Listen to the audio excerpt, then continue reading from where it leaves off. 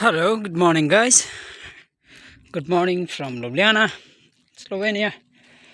I mean, I'm not in Ljubljana, but Slovenia. Okay, so चिसो छ आज चाहिँ बिहानै म एकछिन मर्निङ वाक गरौँ भनेर हिँडिरहेको छु. Look at the views. माथि डाँडोतिर एकदमै बरफबारी भएको छ. यतातिर पनि खास गरी नियर द माउन्टेन एरिया यहाँनिर चाहिँ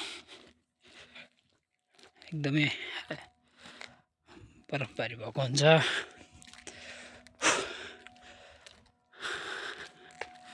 So these are the residential areas. घरहरू यहाँको लोकल मान्छेहरूको.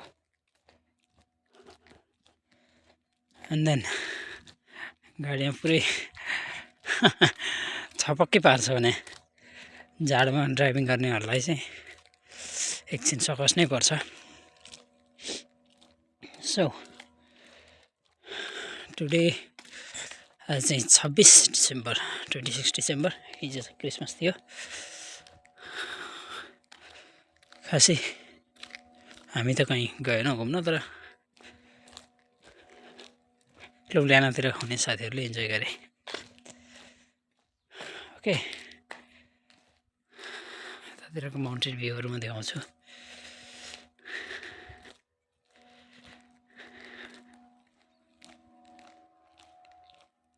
Look at this beautiful place. Wow.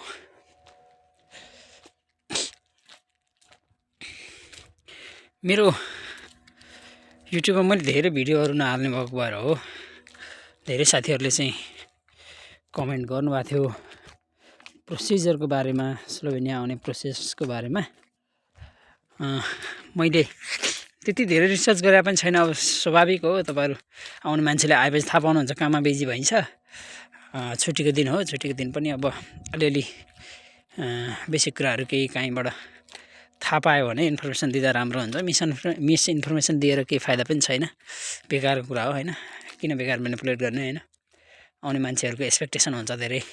म आफै स्ट्रगल गरिरहेको थिएँ. बिजनेस सटडाउन भइसकेपछि, पोलिटिकलदेखि लिएर सबै कुराहरू सटडाउन भइसके पछाडि अब बाहिर जानु पऱ्यो भन्ने भयो. बाहिर जाँदाखेरि पनि प्रोसेसमा निकै टाइम लाग्दाखेरि म आफै फ्रस्ट्रेटेड भएको थिएँ. सबैलाई त्यस्तै नै हुन्छ बेरोजगार भएपछि. अब नेपालमै केही गरौँ भन्यो भने असफल हुने धेरै चान्सेस हुने, अनि सक्सेस हुनलाई निकै गाह्रो हुने. हुँदै नहुने त होइन, तर चित्त बुझ्दो नहुने, या हामी नेपालीहरूको अलिकति हाई एक्सपेक्टेसन, महत्त्वाकांक्षा बढी भएर पनि होला हामीले अलिक बढी दुःख पाउने गरेको. र अर्को कुरा चाहिँ युरोपमा चाहिँ जति हामीले हेर्दाखेरि चमकदमक या यो चिसा बर्फिला पहाडहरू, सफा बाटो या जेसुकै भनौँ, यो चिजहरू देख्नलाई जति रमाइलो देखिन्छ, रियालिटीमा त्यस्तो हुँदैन. र दलालहरूले या मेनिपुलेट गर्ने मान्छेहरूले, एजेन्सीहरूले विभिन्न कुराहरू भनिरहेको हुन्छन्. ती सबै कुरामा विश्वास नगरौँ. युरोप गएपछि त यस्तो हुन्छ उस्तो हुन्छ त्यो भन्ने सबै. मैले त म आफू दुबई पनि गएको कारणले भन्दैछु, Dubai is far better than European culture के.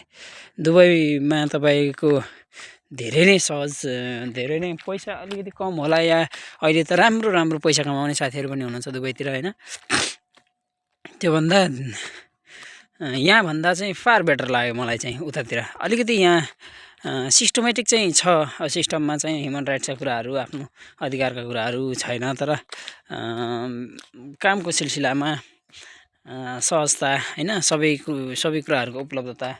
जस्तो चिजहरू खान्छु, जे गर्छु भने पनि हैन, ती चिजहरूको उपलब्धता त दुबई कतारहरू फार बेटर यहाँभन्दा मलाई चाहिँ लाग्ने. आखिर 80,000 1 लाख रुपियाँभन्दा खासै बढी कमाउन सकेका पनि छैन यता पनि साथीहरूले. कहिले कति साथीहरूले कमेन्ट गरिरहनु भएको हुन्छ, के अरे पारितिरको भ्यूहरू है त, दुबईतिर राम्रो कि दुबईबाट आउँदा कस्तो हुन्छ, यताबाट आउँदा कस्तो हुन्छ भनेर. दुबईतिर भएको साथीहरूलाई नआउन नै म आग्रह गर्छु. र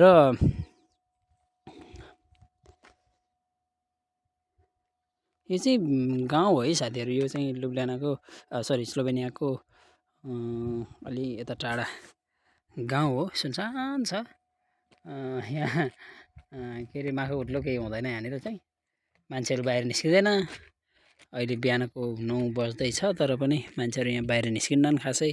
सबै अहिले चाहिँ बिदा भएको कारणले सबै आफ्नो आफ्नो उसमा चाहिँ छुट्टीमा चाहिँ मस्त फ्यामिलीसँग बसिरहेको हुन्छन्। बाहिर चिसो हुन्छ। यहाँको मान्छेहरू त्यति धेरै सोसियल पनि हुँदैनन्। एकअर्कासँग इन्ट्रेक्सन गर्ने कुरा गर्ने त्यस्तो खालको स्वभावको हुँदैनन्।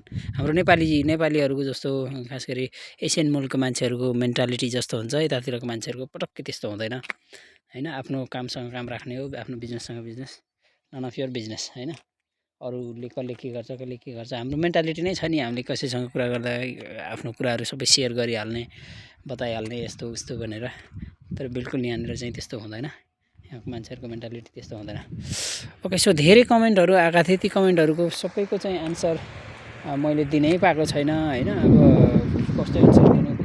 कस्तो एन्सर दिँदाखेरि चाहिँ साथीहरू खुसी हुने हुन् नहुने हुन् या चित्तबुझ्दो हुने हो नहुने हो, ती सबै कुराहरूलाई पनि ख्याल गर्नुपर्ने हुनाले मैले सबैको एन्सर चाहिँ दिएको छैन। तर बट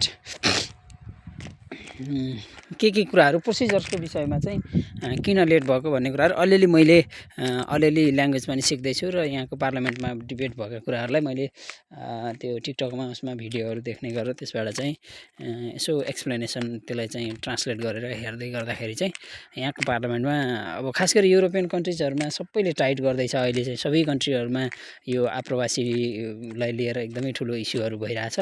स्लोभेनिया एकदमै इङ्ग्लिस ल्याक अफ इङ्ग्लिस हैन। अनि आफ्नै आत्मरतिमा रमाउने खालको कन्ट्री हो।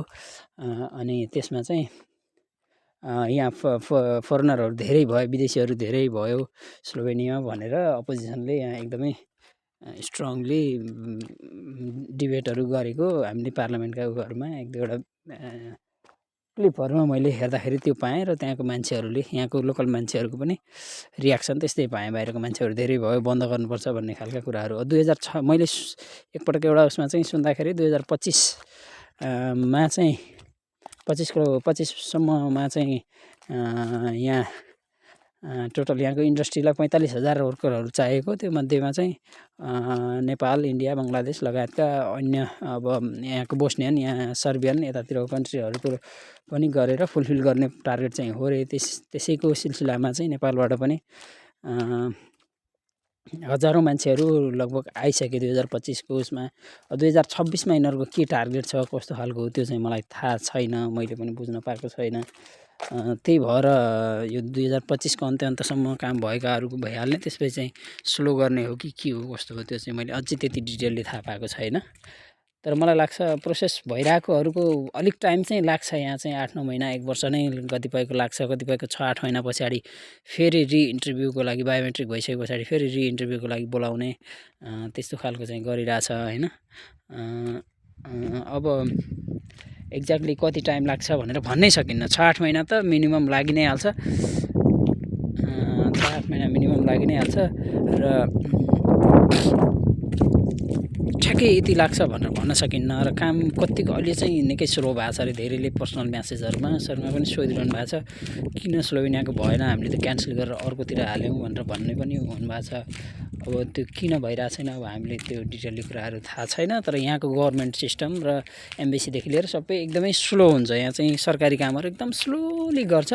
काम भयो भने चाहिँ जेन्युन हुनसक्छ तर एकदम स्लोली गर्छ। धेरैको चाहिँ अहिले क्यान्सल भइरहेको रहेछ। अब विचार गरेर त्यहाँको दलेहरूले के भन्छ, दलेले भनेको आधारमा मैले पनि देख्छु टिकटकमा चाहिँ आज अप्लाई 4 महिनापछि टिआरसी अनि के अरे फ्यामिली सहित Slovenia TRC permanent residence PR के भनेर ती कुराहरू भन्छन्। त्यस्तो सबै कुरामा विश्वास नराख्नुहोस्, बेकार हो। यहाँको ल्याङ्ग्वेज यति डिफिकल्ट छ। त्यो के अरे सबभन्दा हार्ड ल्याङ्ग्वेज भनेको चाइनिज या तामिल भनेर भन्छन्, त्यस्तै जस्तै लाग्छ मलाई चाहिँ।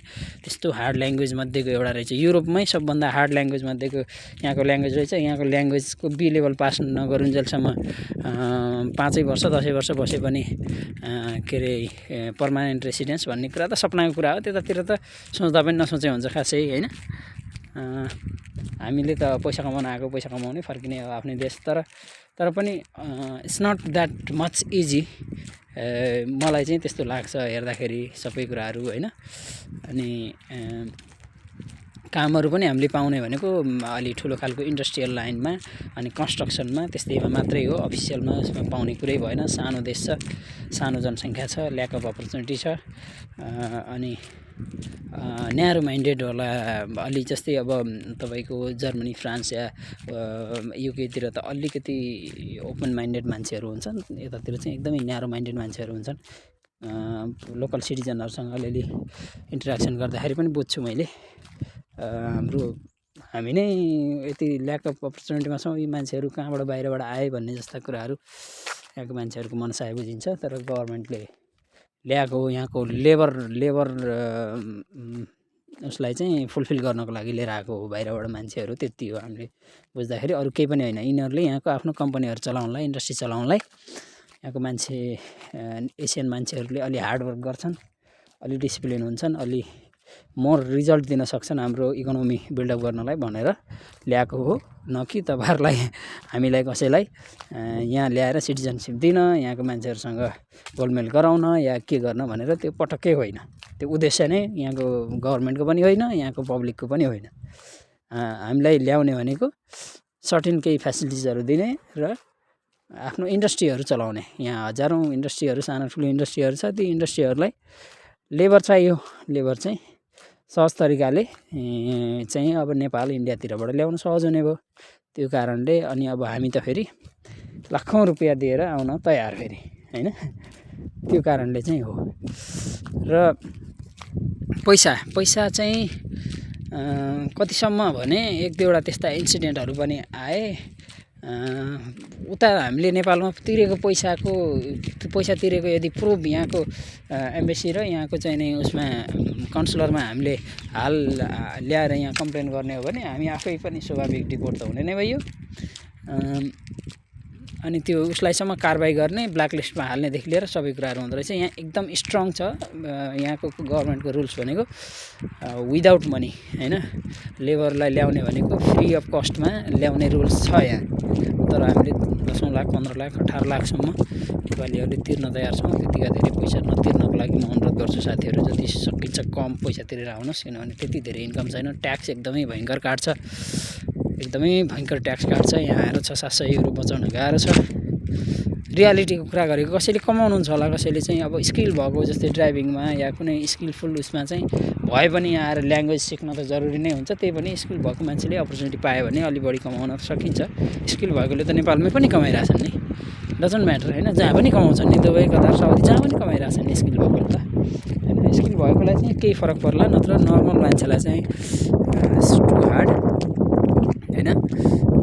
सो त्यसरी गर्नुहोस्। अर्को कुरा चाहिँ अब यो प्रोसेसको विषयमा यही हो, ठ्याक्कै एक्ज्याक्ट किन ढिला हुन्छ, किन चाँडै हुन्छ भन्ने कुरा भन्न सकिँदैन। गभर्मेन्ट यहाँको स्लो भएको कारणले, ब्युरोक्रेसी अलि स्लोली भएको कारणले चाहिँ नभएको हो। अनुहार देखाएर किन नबनाएको भन्ने कुराहरू नहुनसक्छ। मैले चाहिँ यो मेरो फ्रन्ट क्यामेरा अलिकति काम गरिरहेको छैन, त्यही भएर मैले ब्याक क्यामेराबाट मात्रै बनाएको हो। सो त्यसको लागि डोन्ट माइन्ड साथीहरू। त्यही छ कुरा मेरो, मैले बुझेको र मैले रियलाइज गरेको कुराहरू यिनै हो है त। Any kind of question let me know. Rohit त्यस्तै छ। र अपर्च्युनिटीहरू हेर्नुहोस्, जहाँ राम्रो हुन्छ त्यहाँ जाने हो। अब हामी अब जब हन्टर, जब सिकर नै हो हामी नेपालीहरूको, बाध्यता पनि छ। तर धेरै पैसा लगाएर मरिहत्ते चाहिँ नगरौँ, एउटा रिक्वेस्ट चाहिँ यो चाहिँ छ। र एकदमै धेरै एक्सपेक्टेसन राखेर चाहिँ नआउँ। स्लोभेनिया या अरू अहिले त रोमानियातिर त्यतातिर पनि एकदमै हार्ड गरे रहेछ, क्रोसियातिर पनि। बुझेर अलिकति चाहिँ एग्रिमेन्टहरू गर्दाखेरि कुन कम्पनी हो, कस्तो काम हो होइन। अझै मेन कुरा, अर्को कुरा तपाईँहरूलाई म एउटा इन्फर्म गर्छु, कम्पनीजहरूमा यहाँ 3 सिफ्ट काम हुन्छ भनेको 24 आवर काम हुन्छ। अनि मर्निङ सिफ्ट भन्यो भने बिहान 6 बजीदेखि दिउँसोको 2 बजीसम्म, दिउँसो 2 बजेदेखि रातिको 10 बजेसम्म, रातिको 10 बजेदेखि बिहान 6 बजेसम्म 3 सिफ्ट काम हुन्छ। अलिकति खास गरी हेल्थ सम्बन्धी अलि इस्यु हुने मान्छेलाई होइन असाध्यै गाह्रो हुन्छ किनभने तपाईँले एक हप्ता मर्निङमा काम गर्नुहुन्छ, कतिखेर खाने कतिखेर सुत्ने त्यो फरक सेड्युल हुन्छ। फेरि डेमा काम गर्नुहुन्छ फेरि खाने र सुत्ने सेड्युल फरक हुन्छ। फेरि नाइटमा काम गर्नुहुन्छ फेरि सुत्ने र खाने सेड्युल फरक हुन्छ। एक हप्तामा चेन्ज हुँदाखेरि निद्राको अब कहिले राति सुत्ने कहिले दिउँसो सुत्ने कहिले बिहान सुत्ने भएपछि आफै विचार गरौँ न कति अप्ठ्यारो हुन्छ मान्छेलाई। एक हप्ता तपाईँ नाइटमा सुत्नुभयो, रातभरि सुत्नुभयो, अर्को हप्ता तपाईँ नाइटमा काम गर्नुहुन्छ, दिनभरि दिउँसो सुत्नु पऱ्यो होइन। त्यो निद्रा यताउता हुनेदेखि लिएर यस्तो यस्तो इस्युहरूलाई एकदमै गाह्रो हुन्छ। अनि ती कुराहरू पनि बुझेर अप्लाई गर्नुहोस्। हतारिएर के गरेर गर्दाखेरि कहिलेकाहीँ गलत हुनसक्छ होइन। So okay guys, good lock. केही क्वेसनहरू भयो भने क्युरीहरू भयो भने राख्नुहोस्। मैले आफूले बुझेको आफूले रियलाइज गरेको कुराहरू रिप्लाई गर्नेछु। Thank you, have a good day.